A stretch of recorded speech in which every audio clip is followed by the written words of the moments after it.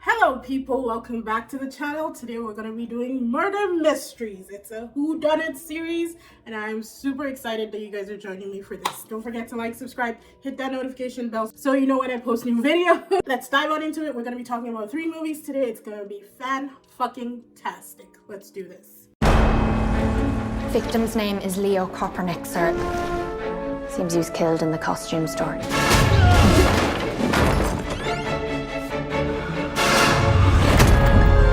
And then he was deposited here. Staged, so to speak. So right at the beginning, we're talking about Disbydem Run, which is a fully cast, like it's a star-studded movie. And initially I was going to title this Everything Wrong with Disbydem Run because, full disclaimer, I loved it. And whodunits are my jam. So I liked it. However, if I was to recommend whodunit series, Disbydem Run will not be first on my list because I would not want someone with fresh eyes, someone who doesn't necessarily appreciate murder mysteries to come into that world with this movie. And I will tell you why. Marvin Cocker-Norris, overrated playwright. Celebrated playwright? Oh, I'm so sorry, sir. I can't read my own handwriting. There was an incident. I'll kill you. Pacing was a little bit off for me. I thought that they tried probably to do too much at the same time and it ended up, leaving gaps and spaces throughout the entire movie. And that was a problem. It wasn't a problem. Look, people, I love this movie. I will watch it multiple times. But I am trying here to be the fresh eye, somebody who's outside of this, someone who's outside of my insane passion for whodunit series. And this is where I'm coming from. So if I was brand new to this, didn't know anything about the story, didn't know anything about Agatha Christie, didn't know anything about all of that, coming in, I would say pacing was a little bit off. Now, apart from that, Sam Rockwell, who is by far one of the greatest actors of our generation, actually didn't deliver for me in this. And I think it was because of the accent. It seemed like he had a very, very difficult time doing a British accent in this, and I don't know why. And also sometimes it sounded like he was mumbling, maybe like to hide the fact that he couldn't do the accent. Why couldn't he just be American? That's what I didn't understand. You can be American in the British police force, right? I should think so. But that aside, I really thought that he struggled with the accent. I hate to speak down on Sam Rockwell because he's one of my favorite actors and I think that he's so underrated. But in this, definitely not his best accent performance. Otherwise, he was still funny. He still delivered acting-wise. It was just the accent for me. It kept creeping in and out, and sometimes I couldn't even understand what he was saying because he was mumbling so low. But moving on from that, the story was diluted. I didn't really like who turned out to be the murderer. I can see how the person was the murderer. I'm trying not to give spoilers here. Even though I'm not technically recommending this movie, you may want to watch it, so I'm not going to ruin it. But I didn't like that. I thought that story was diluted. I felt like there were many more motives for murder than the story of the murderer, basically. The movie seemed to drag on forever. Like I said, the pacing was off and it made it seem like it lasted on. It just kept on going without any end in sight. And again, loved the movie. But I'm saying, like, for the general public, if I wasn't in that world of whodunit, murder mysteries, crazy fans, I would think that it was lasting too long and I might even walk out of the theater. So those were the 4 or 5 things that I thought were really lacking. And unfortunately, there were huge things for the movie. Now let's talk about the things that I absolutely loved, apart from the movie itself, which I still like. Saoirse Ronan, my God, this girl is amazing. She was most definitely the standout for me in this entire movie. Sorry, I talk with my hands a lot. It is a problem. I love murder mysteries. I'm in a great mood doing this review. So Saoirse Ronan was definitely a standout for me. She was absolutely amazing. I thought that she was funny. I love her accent. I think she was able to just be her natural self. That was her real accent, which I kind of liked. I love how she was always jumping to conclusions, and she was particularly funny in this. She really did stand out. The cast was amazing. David Oyelowo is by far one of my favorite British actors out there right now, and I think he played that character to the T, and I loved him. He was absolutely phenomenal in this movie. Adrien Brody, I've never really liked or appreciated, I should say, because I do think he's a great actor. I just haven't really watched a ton of his movies. They're not, apart from the Alien Predator one, I think it was Predator, one of the Predators.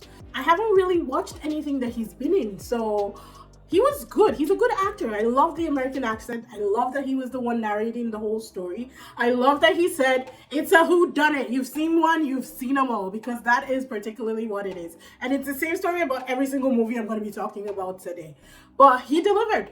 He was absolutely great. Some other standouts for me were Ruth Wilson, who I can't remember what I've seen her in, but I have seen her in stuff. And she was fantastic. I wanted to watch that character that she played over and over again because it was just perfect. It was sarcastic, nonchalant, just could not care less, and still very entertaining. I just loved everything about it. It was absolutely fantastic to see Moaning Myrtle again. Who's Moaning Myrtle? I'm Moaning Myrtle. Yeah, that's Moaning Myrtle. I thought that she was great. As soon as I saw her face, I was like, wow, she looks the exact same. She's just as crazy as she was in Harry Potter, which is fantastic. And she also plays Agatha Christie, who was just depicted as crazy, basically. Some of the directing decisions on this were just out of the park. Like, it was great. There was one time where David Oyelowo's character was talking about how it's so cliche and so old-fashioned that people tell stories through flashbacks, and then they went on to do a flashback. I laughed so hard during that. It was just funny, and they had moments like that throughout the entire movie. There were a lot of funny moments. There was a time where there was this black guy talking to the butler, and he was like, do we have coal? The butler was like, yeah, 3 bags full. There's this whole thing around that story, and it was just funny, and there were a lot of small pocket comedy points like that throughout the entire movie, and that really carried it for me. The sets and the costumes were fantastic. I think that they did those wonderfully. It was just great for me. The acting was spectacular. The costumes were fantastic. There were a lot of funny moments, and those really check off a lot of things for me on my list for Whodunit. If you're someone who's been there, done that, who knows what it's all about, I would say yes, watch this movie because you will enjoy it. It's pretty easy breezy, and as long as you ignore some of the fact like the accent debacle or the pacing, you'll be fine and you will enjoy this film. On the scale, it is a 6 out of 10, and like I said, feel free to watch it, especially if you're a die-hard fan. I think you'll like it. But if you're more of an inexperienced person seeing murder mysteries for the first time, the second movie on this list will be a great introduction for you, which is a wonderful segue into Enola Holmes 2. Excuse me! Stop that now! 1, 2, 3, take my hand and come with me because you look so fine and I really want to make you mine. Perhaps I should explain. So after watching Enola Holmes, the first one, when it came out, 2 years ago? I really don't remember. I liked it until the end. I love Millie Bobby Brown. I like that we are able to hear her speak her native accent, because I don't really think that, I didn't really think that Eleven was much of an actress because she doesn't really say anything. All she does is this and screams, right? So seeing Millie Bobby Brown in Enola, I was like, oh yeah, okay, girl can actually act. All right, go Millie, you know? And Henry Cavill is always a plus. I've loved him since The Count of Monte Cristo. Enola 1 comes along. It's great. I love the chemistry between her and the Viscount Tewsbury. It's such a mouthful. I loved all of that, but I did not understand the end of Enola 1. So his grandmother was trying to kill him because he was, like, it made no sense. What he was doing was supposed to further women, but yet a woman was trying, like, it just didn't make sense to me. And I didn't really bother. I was like, I'm done. I'm one and done. Watch this, moving on. Let's go on to the next thing. So when Enola 2 was announced, I wasn't really excited, people. I was not. I was like, oh my God, I barely understood the end of the last one. I could not be bothered to go back and, you know, really understand what was happening. Am I going to watch the second one? It was a great movie, people. This was a long intro to tell you that it was a great movie, but I know you're still with me. I know you can feel my excitement through the screen. So you're here with me. It was fantastic. Loved it. Loved everything. Loved the character development. We didn't really see Mycroft in this. Who is the middle brother? Or is he the first brother? I think he's the first brother because Holmes is younger. Yes, we didn't see Mycroft at all. It's like the actor was not even available. Was it Calvin? I don't know. I can't remember his name. Can't be bothered to look it up.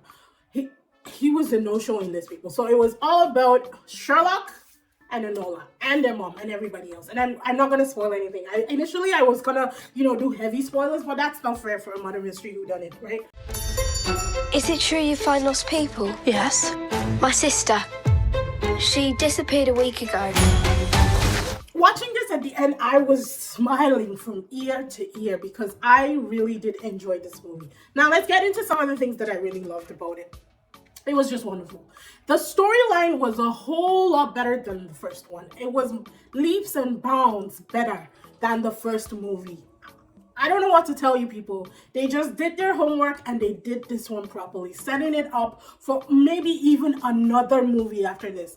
I will be open to that after seeing this movie. I loved the gender bend of a lot of the characters. Not gonna say anything, but I loved that. There was a lot of diversity in this. They introduced Moriarty, who is, Sherlock Holmes' nemesis, an all-time bad guy in the Sherlock Holmes series, and it was done well, people. It's gonna ruffle some feathers for sure, but it was done spectacularly. Loved it.